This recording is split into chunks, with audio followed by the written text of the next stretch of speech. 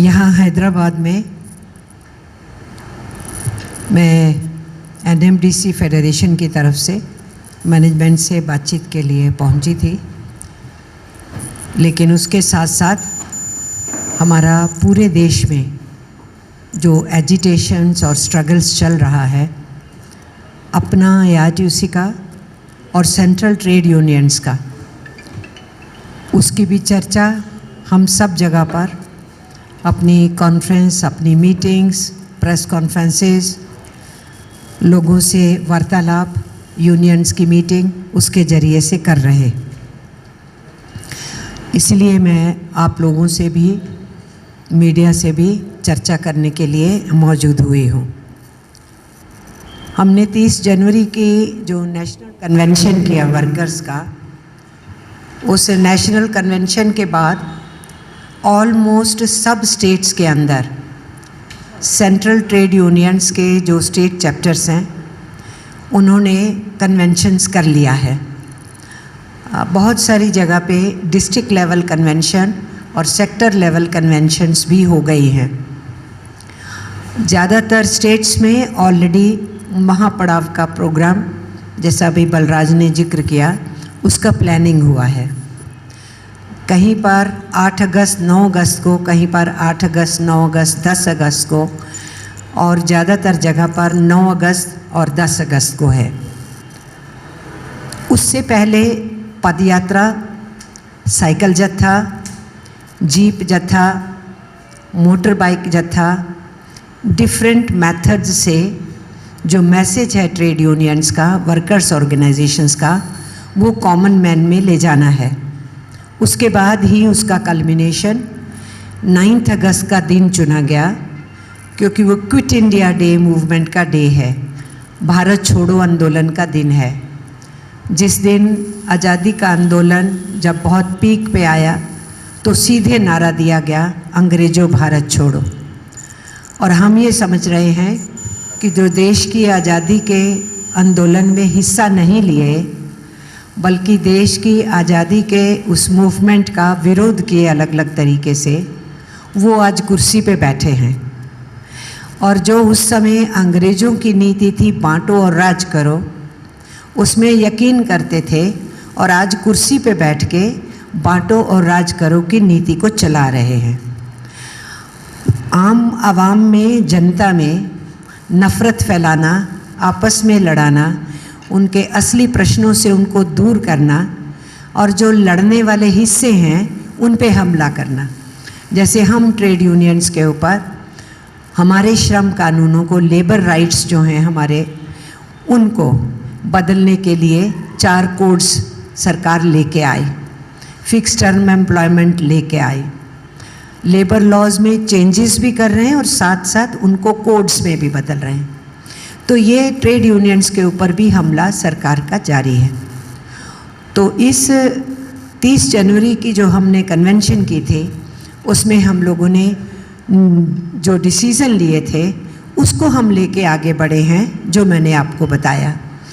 तो 9 अगस्त का ये जो कैंपेन है, महापड़ाव, मैसिव लेवल धरनास, उसके बाद रिव्यू किया जाएगा, और आगे जो एजिटेशंस हैं, आंदोलन है, उनको कैसे तेज करना है, ताकि नवंबर दिसंबर के महीने में पूरे नेशन वाइड जनरल स्ट्राइक किया जा सके।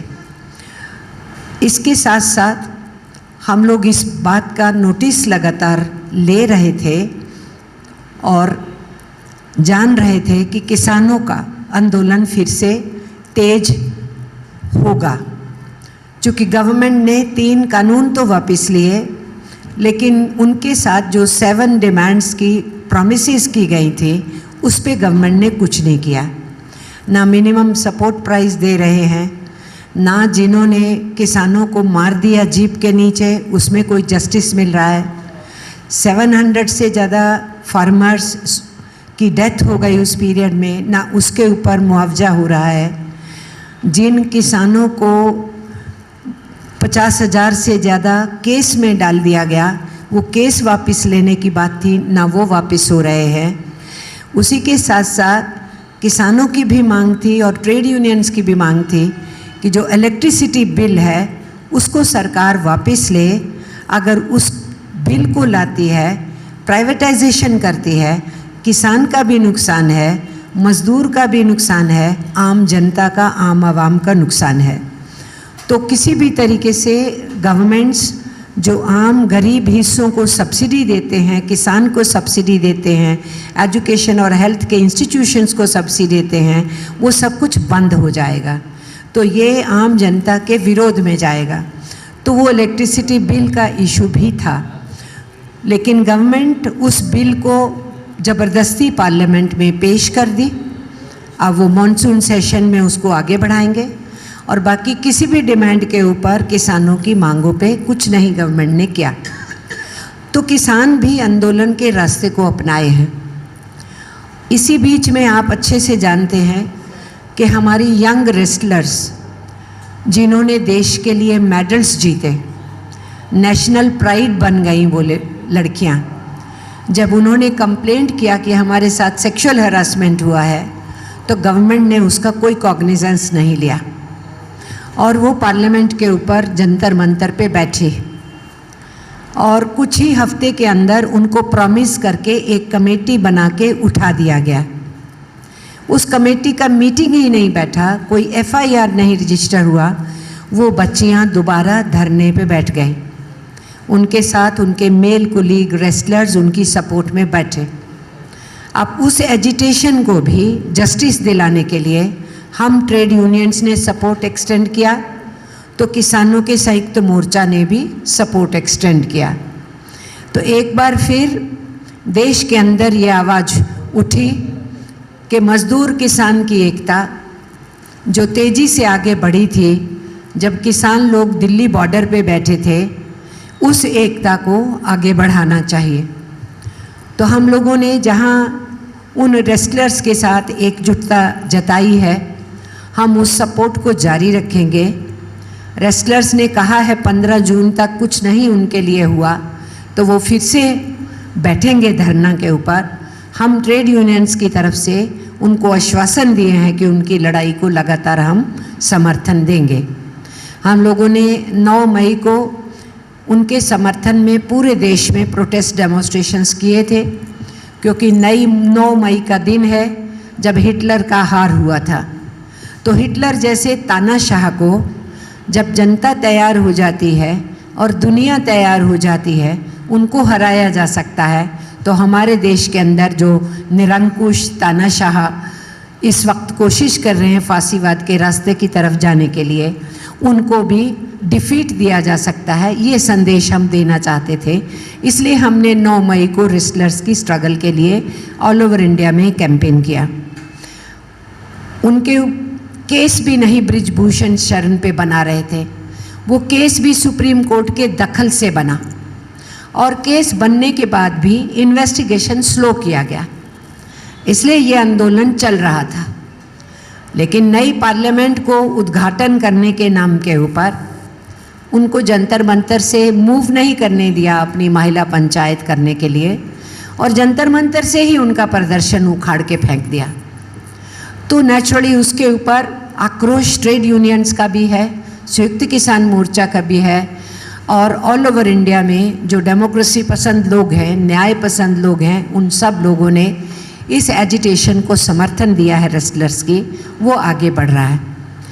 उसके बाद हम लोगों ने ज़रूरी समझा कि हमारी ट्रेड यूनियंस का प्लेटफॉर्म और संयुक्त किसान मोर्चा का जो प्लेटफॉर्म है, हमारा जॉइंट मीटिंग फिर से होना चाहिए। जब किसानों का आंदोलन चल रहा था, हम कई बार जॉइंट मीटिंग्स भी किए थे, हम उनके सपोर्ट किए थे। जो उनके मेजर कॉल्स थी वो हमारी ट्रेड यूनियंस की मेजर कॉल्स को सपोर्ट किए थे। इसलिए अब हमें ज़रूरी महसूस हुआ कि इस एकता को आगे बढ़ाना चाहिए। तो हम लोगों ने वो मीटिंग 8 जून को की थी। आज से लगभग 5 दिन पहले वो मीटिंग हम लोगों ने की। तो संयुक्त किसान मोर्चा और प्लेटफॉर्म है जो सेंट्रल ट्रेड यूनियंस का, हम दोनों मोर्चों की तरफ से उस मीटिंग के अंदर हमने ये बात दोहराई है कि हम एक दूसरे के आंदोलन को समर्थन करेंगे। तो किसान मोर्चा के साथियों ने ये कहा है कि 9 अगस्त का आपका जो कैंपेन है किसान मोर्चा, उसके बारे में निर्णय लेके आपके साथ उस प्रोग्राम को बहुत ही मजबूत बनाने के लिए, व्यापक बनाने के लिए मैदान में उतरेगा।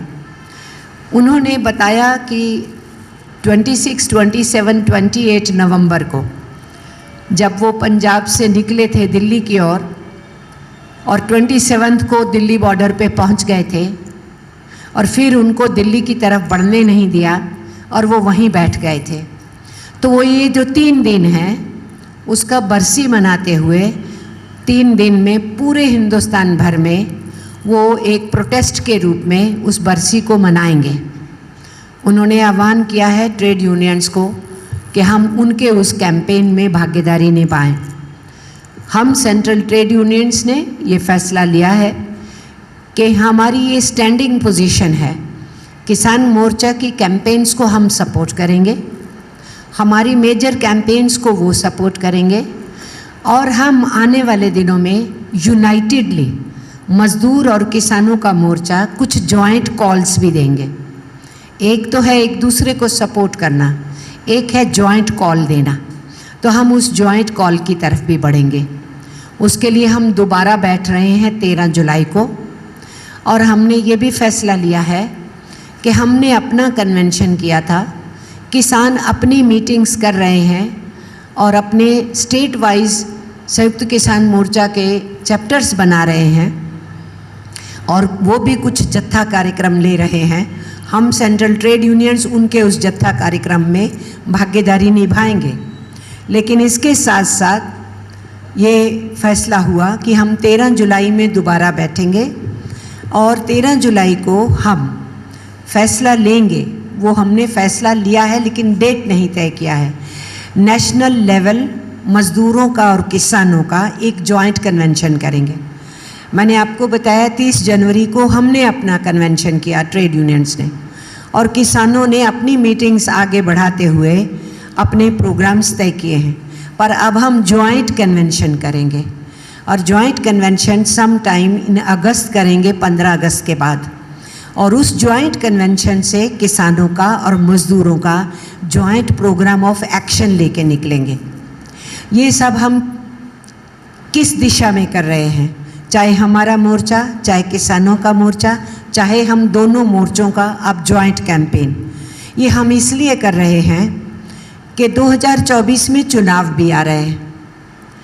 अभी आपने देखा पहले 3 राज्यों के चुनाव हुए थे, फिर अभी कर्नाटका का चुनाव हुआ, अब 5 राज्यों के और चुनाव आ रहे हैं और 2024 में पूरे देश के लोकसभा के चुनाव आ रहे हैं। तो हम लोग इन राज्यों के चुनावों के समय भी यूनाइटेडली मज़दूर मोर्चा, किसान मोर्चा, हम यूनाइटेडली जहाँ जहाँ बीजेपी है उसकी डिफीट सुनिश्चित करना चाहते हैं। दे मस्ट बी डिफीटेड, जैसे कर्नाटका में हुए। तो इन राज्यों के अंदर ये कैंपेन होगा भारतीय जनता पार्टी के लोकसभा चुनाव से पहले उनको हर जगह के ऊपर हार मिले, उसके लिए हम मज़दूर और किसान के आंदोलनों के ज़रिए से आम जनता में, आम पब्लिक में, गांव-गांव में, शहर में, फैक्ट्री गेट पे, खेत पे, खलिहान में, सब जगह मैसेज देना चाहते हैं कि इस वक्त जो दिल्ली में बैठी केंद्र की सरकार है वो केवल मज़दूर के विरोध में नहीं है, केवल किसान के विरोध में नहीं है, ये सरकार देश के विरोध में है। इनका जो नेशनल पॉलिसीज़ हैं हमारे देश के खिलाफ हैं, एंटी नेशनल पॉलिसीज़ हैं। और अगर ये एंटी नेशनल पॉलिसीज़ को चलाने वाली गवर्नमेंट फर्दर कंटिन्यूड रहेगी तो हमारे देश को फिर से गुलामी की तरफ फेंकेगी। इस देश की सरकार का पूरा एटीट्यूड हिंदुस्तान के जितने रिसोर्सेज हैं, नेचुरल रिसोर्सेज, या उसके ऊपर काम करके हमारे देश के मज़दूरों ने, किसानों ने जो कुछ निर्मित किया है वो नेशनल एसेट्स बने हैं। इन सब को अडानीज़, अंबानीज़ जैसे कॉरपोरेट घराने और दुनिया की कंपनियों को देना चाहते हैं। और जब ये इन पॉलिसीज़ को आगे बढ़ाना चाहते हैं तो मज़दूर विरोध करते हैं, किसान विरोध करते हैं, तो सरकार उनके आंदोलनों को कुचलने के लिए कानूनों में परिवर्तन ला रही है। पब्लिक सेक्टर की ज़मीन छीनना चाहते हैं, किसान की ज़मीन छीनना चाहते हैं। तो ये सीधे सीधे जो अंग्रेजी सोच थी, ब्रिटिश साम्राज्यवाद की सोच थी, उस सोच को हमारे आज़ाद हिंदुस्तान में नरेंद्र मोदी की सरकार बढ़ा रही है। देश की आत्मनिर्भरता की भाषण देती है और देश की आत्मनिर्भरता सेल्फ रिलायंस की पीठ में छुरा घोंपती है। सबका साथ सबका विकास की बात करती है, लेकिन अडानी और अंबानी का साथ देती है। और इस गवर्नमेंट ने दिखा दिया कि ये पार्लियामेंट के भी हक में नहीं है। पहली बार इंडियन पार्लियामेंट के अंदर जो रूलिंग पार्टी थी उसने पार्लियामेंट नहीं चलने दिया। अपोजिशन पार्टीज पार्लियामेंट के अंदर इश्यूज उठाती थी, गवर्नमेंट उन इशू पे बहस नहीं होने देती थी। जानबूझ के पार्लियामेंट का चलने ना देने का तरीका रहता था और आखिर में 2-3 दिन बचते थे, सारे बिल पास कर लेते थे।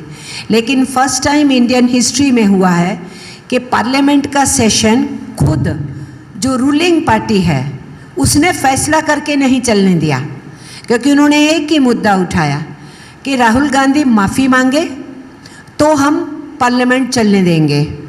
क्योंकि पार्लियामेंट के अंदर हमने हिंडनबर्ग का इशू उठाया, सारी विपक्ष ने, कि जवाब दे हिंदुस्तान की सरकार कि अडानी ने इतना बड़ा धोखा अपने देश के पब्लिक सेक्टर और देश के अवाम के साथ क्यों किया, ये चीटिंग करके पैसा क्यों कमाया, देश का पैसा कैसे लुटा। तो वो हिंडनबर्ग की रिपोर्ट पे हम बहस चाहते थे और वो बहस वो चाहते नहीं थे। इसलिए उनको कोई इशू चाहिए था जिसको कह के वो कहें कि नहीं पहले ये करो उसके बाद ही पार्लियामेंट चलेगी, और उन्होंने राहुल गांधी का इशू पकड़ा। पर असलियत क्या है कि वो हिंडनबर्ग पे रिपोर्ट नहीं चाहते। हमारा इल्ज़ाम है कि हिंडनबर्ग पे रिपोर्ट होगी तो अडानी पे ही केवल गर्दन पे हाथ नहीं जाएगा, जो रिपोर्ट जांच होगी तो उसमें सीधे प्रधानमंत्री नरेंद्र मोदी के ऊपर सवाल खड़े हो जाएंगे कि उन्होंने हमारे देश की बहुत सारी कंपनियों का पैसा इस हिंडनबर्ग की रिपोर्ट के हिसाब से अडानी की कंपनियों में कैसे लगने दिया, किसके निर्देश पे हुआ। हमारा 32,000 करोड़ रुपया, 30,000 करोड़ के आसपास रुपया इन्होंने हमारा इंश्योरेंस कंपनी से लगवाया है। हमारी स्टेट बैंक ऑफ इंडिया का 32,000 करोड़ रुपए लगवाया है। हमारी और बहुत सी पब्लिक सेक्टर कंपनियों का, एक तरफ तो पब्लिक सेक्टर को प्राइवेटाइजेशन की बात में लगे हुए हैं, दूसरी तरफ हमारे पब्लिक सेक्टर का पैसा अपने मित्र अडानी की कंपनियों में लगवा रहे हैं। तो बहुत सी हमारी पब्लिक सेक्टर कंपनियों का पैसा 1 लाख करोड़ से भी ज़्यादा अडानी की कंपनियों में लगवाया गया। तो उस पर हम पार्लियामेंट में बहस चाह रहे थे और सारी अपोजिशन पार्टीज़ भी बहस चाह रही थी, और हम ट्रेड यूनियंस भी ये प्रश्न उठा रहे थे कि सरकार इस लूट का जवाब दे, और इसीलिए उन्होंने पार्लियामेंट सेशन चलने नहीं दिया। तो फर्स्ट टाइम इंडियन हिस्ट्री के अंदर पार्लियामेंट को सत्ता पक्ष ने नहीं चलने दिया। फर्स्ट टाइम इंडियन हिस्ट्री में बजट के ऊपर बहस नहीं हो सकी और बजट बिना बहस के पास किया गया। बजट एक इशू होता है जिस पे हर स्टेट के एमपीज़ एमएलएज अपने स्टेट के विकास के मुद्दे रख सकते हैं। हम ट्रेड यूनियंस की तरफ से वहाँ पर इन्वेस्टमेंट की बात हो सकती है। इसी तरीके से किसानों के प्रश्न उठ सकते हैं। तो education, health, welfare schemes, MNREGA schemes, जो इन्वेस्टमेंट्स हैं उनके इश्यूज उठते हैं, लेकिन कोई बहस नहीं हुई और बिना बहस के पार्लियामेंट के अंदर बजट पास हुआ। फाइनेंस मिनिस्टर को खुद कहना पड़ा कि मुझे बड़ा दुख है, बहस नहीं हुआ, लेकिन ये खुद सरकार ने चाहा कि बहस नहीं होनी चाहिए। तो जो पार्लियामेंट को नहीं मान रहे हैं, जहां वाइस प्रेसिडेंट ऑफ इंडिया जिसका लिंक आरएसएस बीजेपी से है, वो इंडियन कॉन्स्टिट्यूशन को हर रोज चैलेंज दे रहा है। इनका मिनिस्टर था रिजिजू, जिसको अभी अभी हटाया गया है, मिनिस्टर बदला गया है, वो सीधे हमारे चीफ जस्टिस ऑफ इंडिया को चुनौती दे रहा था और मजाक उड़ा रहा था सुप्रीम कोर्ट का। तो जुडिशरी का भी मजाक उड़ा रहे हैं, जुडिशरी को भी कंटेन करने की कोशिश कर रहे हैं। कॉन्स्टिट्यूशन बदल देना चाहिए उसकी बात करते हैं, कॉन्स्टिट्यूशन की कुछ बेसिक और कोर वैल्यूज़ होती हैं उसको मानने को तैयार नहीं है। तो ऐसी परिस्थिति में जो संविधान को नहीं माने, जो पार्लियामेंट को नहीं माने, जो केवल कॉरपोरेट्स की सेवा करे और जो आवाज़ उठाए उनको जेल का रास्ता दिखाए, तो ऐसी गवर्नमेंट तो दोबारा अगर बैठ जाएगी ऐसे पॉलिटिकल पार्टी की गवर्नमेंट, तो वो तो हमारे देश के अंदर डेमोक्रेसी को पूरी तरह से ख़त्म करके सीधा फासीवाद, नाजीवाद का रास्ता ले लेगी। इसलिए हम लोगों ने ये निर्णय लिया है कि 2024 का जो चुनाव है वो इस देश की ज़िंदगी में बहुत इम्पॉर्टेंट इलेक्शन है। इस गवर्नमेंट को, इस रिजीम को कंटिन्यू नहीं करने देना चाहिए और उसके लिए एनवायरनमेंट क्रिएट करना चाहिए।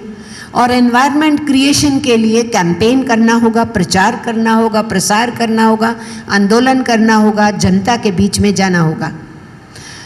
जो मेन स्ट्रीम मीडिया है वो तो अब मेन स्ट्रीम मीडिया नहीं रह गया है, वो तो सीधे सीधे नरेंद्र मोदी मीडिया हो गया है, गोदी मीडिया हो गया है। उधर से उड़ीसा में इतना बड़ा इंसिडेंट हुआ, गवर्नमेंट ने शर्म करने की बजाय, माफ़ी मांगने की बजाय इस देश से उसको डाइवर्ट करने की कोशिश किया। उधर मणिपुर हमारा नॉर्थ ईस्टर्न रीजन में जल रहा है, चौथी बार वहाँ दंगे हो गए हैं और वहाँ सरकार बीजेपी की है। तो मणिपुर इशू नहीं है गोदी के मीडिया के लिए, उनके लिए उड़ीसा इशू नहीं है, उनके लिए इशू फिर से हिंदू मुस्लिम फसाद है, उनके डिस्कशन के मुद्दे कहीं और हैं।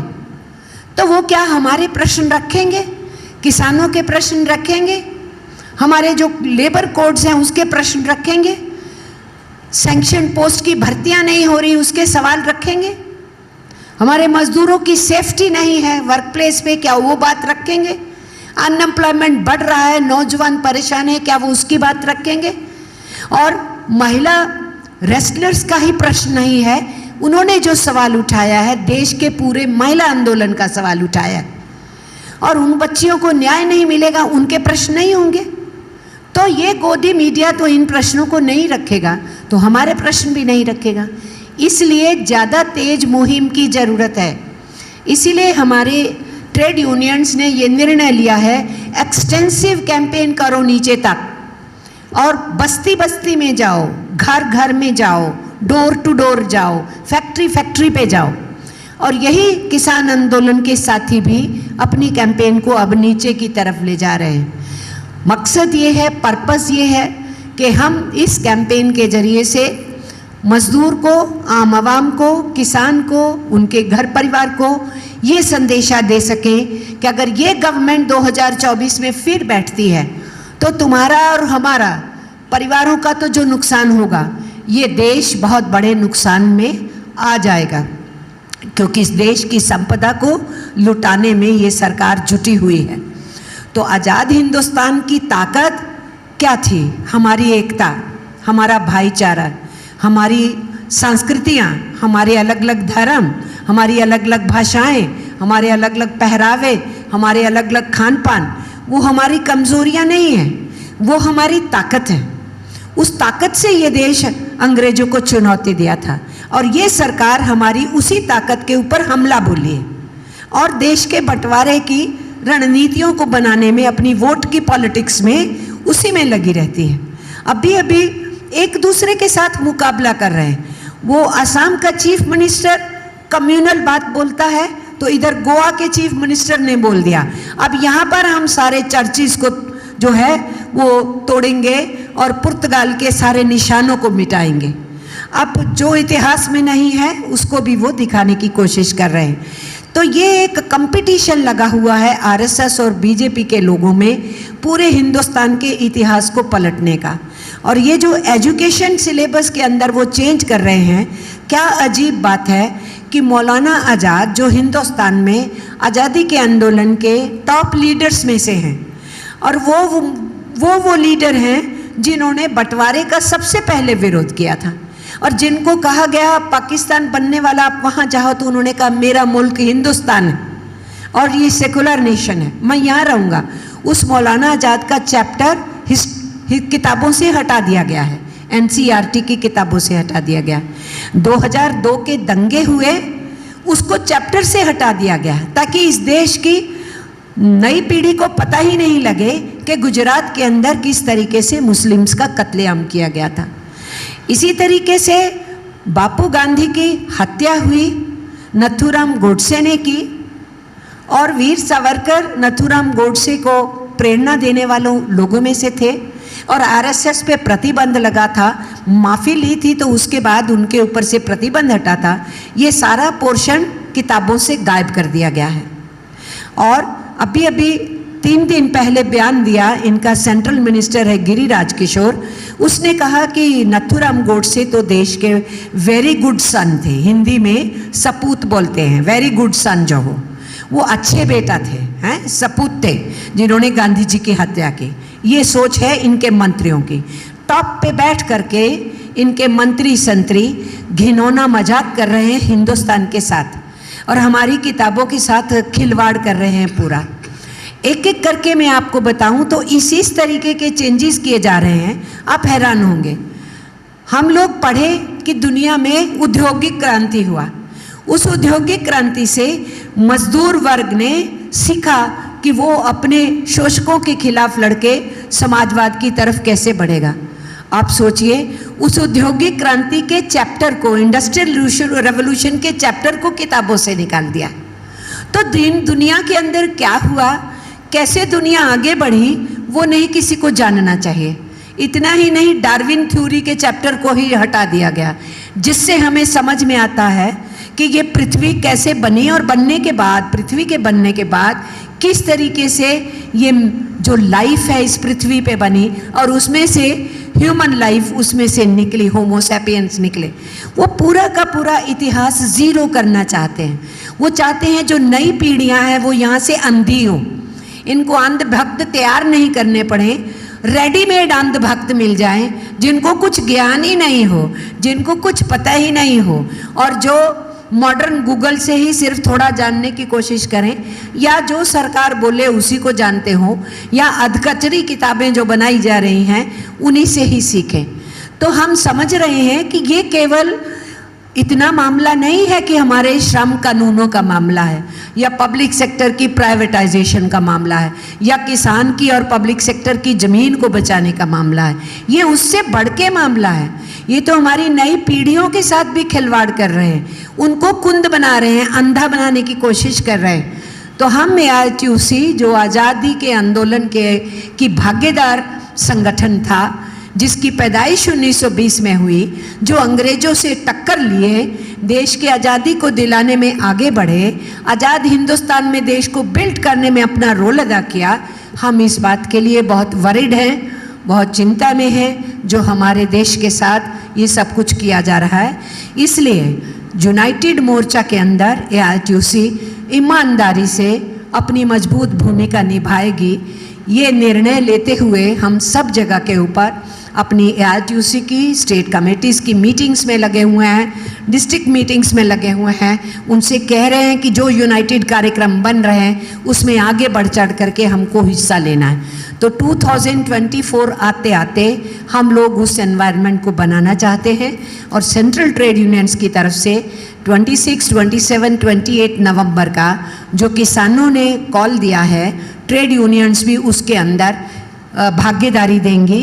वो किस स्वरूप से देंगी वो हमारे सेंट्रल मोर्चे की दोबारा जब मीटिंग होगी उसका हम फॉर्मेट तय करेंगे, लेकिन हम कमिटमेंट दिए हैं किसानों को कि आपकी जो घोषित प्रोग्राम है हम आपका समर्थन करेंगे। जैसे आप हमारे घोषित प्रोग्राम 9 अगस्त का समर्थन करने वाले हैं तो उसका भी हम रणनीति बनाएंगे और फिर दिसंबर के महीने में उसका क्या फॉर्मेट होगा दोनों मिलके तय करेंगे, मजदूर भी और किसान भी।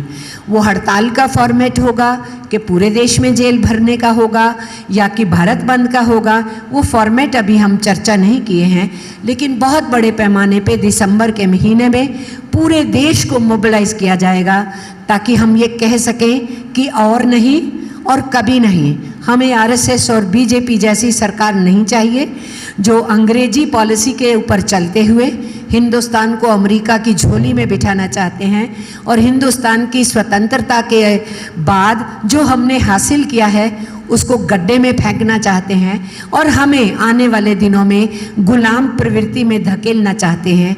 ये और नहीं और कभी नहीं, ये नारा देते हुए, इन बातों को करते हुए हम उन कैंपेन्स को आगे बढ़ा रहे हैं। हम मीडिया से ये उम्मीद करना चाहते हैं, चाहे वो सोशल मीडिया हो चाहे वो प्रिंट मीडिया हो, चाहे वो लोकल मीडिया हो, जिन पे अभी भी हमें उम्मीद है कि वो नीचे होने वाले आंदोलनों को कवरेज दे पा रहे हैं, जिससे आंदोलनों की आवाज़ कहीं पहुंच रही है, तो वो इस पूरी कैंपेन में हमारा साथ देंगे, सहयोग देंगे, ताकि जो आवाज़, जो प्रश्न हम उठाते हुए जनता तक पहुंचाना चाहते हैं, वो आवाज़ जनता तक पहुंच सके। ये बात कहने के लिए मैंने आज आपके बीच में प्रस्तुत होकर के ये बात रखी है। किसी साथी को कोई विशेष प्रश्न करना हो तो वो प्रश्न कर सकते हैं, मैं उसका जवाब देने के लिए तैयार हूँ।